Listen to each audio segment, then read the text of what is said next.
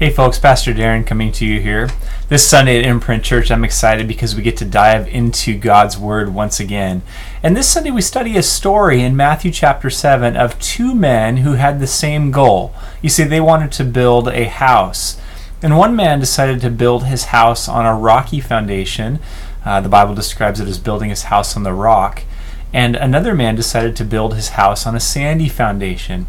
Well, you can imagine probably what happens in this familiar story, whereas the rains came down and the man who built his house on the rock stood firm, but the man who built his house on the sand lost everything. You know, life is all about decision making and finding ourselves at crossroads. And many of our decisions may seem really easy to make. Some of our decisions may seem that you just make them every day. What to eat, what to wear, all of those things. And then there's more important decisions that we make, such as what's the job we're going to take and who are we going to marry or where are we going to go to school. Some of those things seem like crossroad decisions for us. I think the Bible this week gives us a crossroads decision.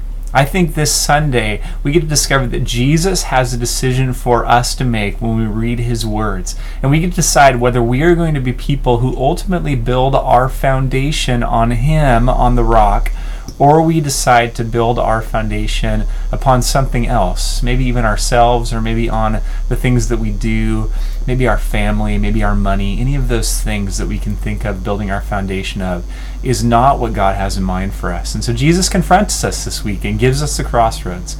Will you come to Imprint Church this week and discover the crossroads that Jesus has for you?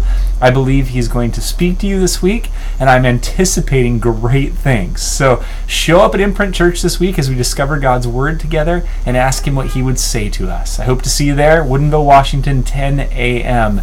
Be early. We've been packed lately, so I hope to see you there.